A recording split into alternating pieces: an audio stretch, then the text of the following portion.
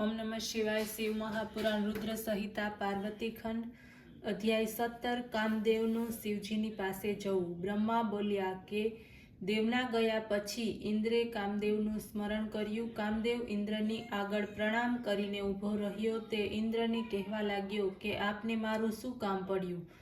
તમે મારું શા માટે સ્મરણ કર્યું? હે દેવેશ, આપ જે કંઈ સેવા મારા લાયક હોય તે કહો, હું તે કરવા તૈયાર છું। ઇન્દ્ર પ્રસન્ન થયા। કામદેવને તે કહેવા લાગ્યા, હે મકરધ્વજ, તમને ધન્યવાદ। મારું કાર્ય કરવાને માટે આપ તૈયાર છો। હે મિત્ર, મહાનુભાવવાળા મારા અનેક મિત્ર છે, પણ હે કામદેવ, તારા સમાન મારો કોઈ મિત્ર નથી। મારો જય એક વ્રજને કારણે છે અને એક તમારા કારણે છે।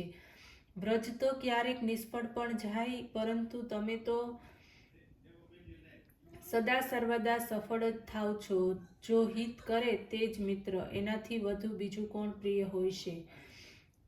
હે શ્રેષ્ઠ મિત્ર, તમે મારું કાર્ય કરવા યોગ્ય છો। દુષ્કાળમાં દાતાની પરીક્ષા, યુદ્ધમાં શૂરવીરની પરીક્ષા અને આપત્તિમાં મિત્રની પરીક્ષા થાય છે। મુશ્કેલ પરિસ્થિતિમાં જે સ્નેહ નભે તે જ સ્નેહ કહેવાય।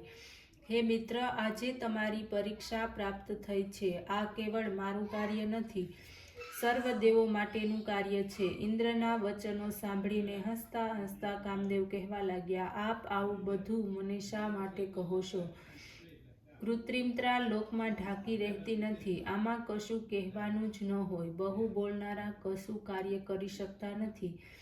તેમ છતાં હું કહીશ, આપના પદની કોણ ઈચ્છા કરે? સુંદર સ્ત્રીઓના કટાક્ષ માત્રથી હું તેનો નાશ કરી નાખીશ, ભલે તે પણ દાનવ હોય કે દેવર્ષિ। મનુષ્યની તો પછી ગણના જ શી? શસ્ત્રો અને અસ્ત્રોની વાત જવા દો, હું એકમાત્ર મિત્ર જ પૂરતો છું। હું બ્રહ્મા તથા હરિને પણ તપમાંથી ચલાયમાન કરી શકું છું, તો પછી બીજાની તો શી ગણના?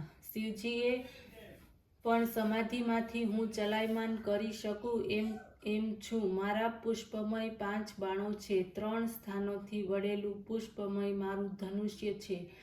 ભ્રમરોની ગુંજાવ રૂપ દોરી છે। સુંદર સ્ત્રી બાળરૂપે છે તથા વસંત સખા રૂપે છે। આ 5 બાણોના દેવ રૂપે હું છું। ચંદ્ર મારો મિત્ર છે। શૃંગાર સેનાપતિ રૂપ છે અને હાવ ભાવ રૂપી સેના મારી પાસે છે। તેથી મારા લાયક કાર્યમાં મારી જરૂર નિમણૂક કરો। પ્રસન્ન થયેલા ઇન્દ્રે કામદેવને કહ્યું, તારક નામનો મહાદૈત્ય બ્રહ્માના વરદાનને લીધે જ અજેય થઈ ગયો છે। તે સર્વને દુઃખ આપે છે, તે લોકોને અત્યંત પીડા આપે છે। અનેક ધર્મો નષ્ટ થઈ ગયા છે। દેવ તથા ઋષિઓ મહાદુઃખી થઈ ગયા છે।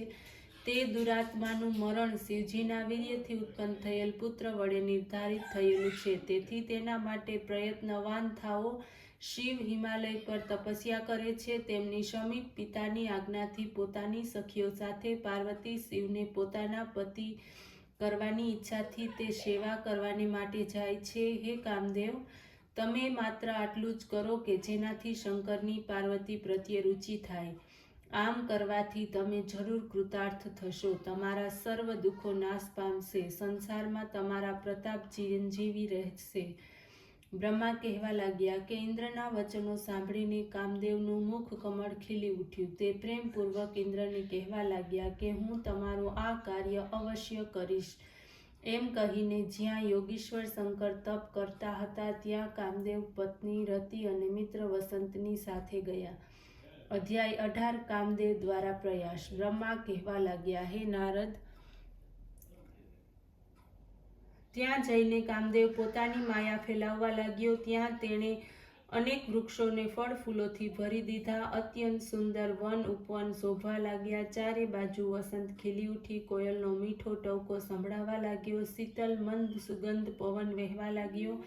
નદી સરોવરમાં કમળ ખીલી ઉઠ્યા। ભમરા મધુર ગુંજ કરવા લાગ્યા। વનના મુનિજનોના મનને ચલાયમાન કરનાર સમયના કામ સાધનોના પ્રસારણ જોઈને ભગવાન શંકર આશ્ચર્યમાં પડી ગયા। તેનાથી પણ કઠિન તપસ્યા કરવાને માટે તેઓ તત્પર થયા। કામદેવ વસંત વગેરેથી જ્યારે કંઈ કરી શક્યા નહીં, ત્યારે તેમણે 5 પુષ્પબાણ લઈને ભગવાન શિવની ડાબી તરફ ચલાવી દીધા। ત્યારે સંપૂર્ણ વિશ્વને મુગ્ધ કરનાર તે બાણોએ ત્યાં પણ પોતાનો પ્રભાવ બતાવ્યો. હૃદય સુધી જવાને માટે માર્ગ મેળવી શક્યા નહીં. પ્રચંડ અગ્નિ સમાન ધ્યાન નિરત ત્રીજા નેત્રને ધારણ કરનાર ભગવાન શંકરને કોણ મોહિત કરી શકે? હે નારદ, તે જ સમયે જગતજનની ઉમા પણ ધૂપ દીપ વગેરે લઈને ત્યાં પૂજન કરવાને માટે આવી. ઉત્તમ સુગંધયુક્ત પુષ્પો તેમણે લીધા હતા, સખીઓ સાથે હતી. તે સમયે જ શિવજી ધ્યાન મુક્ત થયા હતા. કામદેવ તક ઝડપી સદાશિવના ઉપર બાણ ચલાવીને તેમને મોહિત કરવા લાગ્યો. તે સમયે જગતજનની પાર્વતી શૃંગાર ધારણ કરીને આવી હતી. જાણે કે કામદેવને સહાય કરતી ન હોય. ત્યારે કામદેવે ધનુષ્ય ઉપર પુષ્પબાણનું અનુસંધાન કર્યું, મહાદેવ ઉપર તે છોડ્યું. ત્યારે સદાશિવ સકામી બન્યા. ભગવાન શંકરના મનમાં પાર્વતીના સૌંદર્ય પ્રત્યે મોહ ઉત્પન્ન થયો. તે વિચારવા લાગ્યા કે હું પાર્વતીને આલિંગન પ્રાપ્ત કરું તો કેવું. આ પ્રમાણે કેટલાય સમય સુધી પોતે વિચારતા રહ્યા. પછી જ્યારે મનમાંથી મોહ નાશ પામ્યો ત્યારે તે કહેવા લાગ્યા કે અરે, આ હું નિર્વિકારી ક્યાં અને મોહાંધપણું મને શું? હું ઈશ્વર હોવા છતાં પણ સ્ત્રીઓના અંગોનો સ્પર્શ કરી બેસીશ તો પછી સાધારણ માણસની તો વાત જ શી? તપ કરતા આ નવું વિઘ્ન આવી ઊભું રહ્યું. કામદેવ મહાકુકર્મી નીકળ્યો. એણે મારા મનમાં પણ વિકાર પેદા કર્યો. ઓમ નમઃ શિવાય.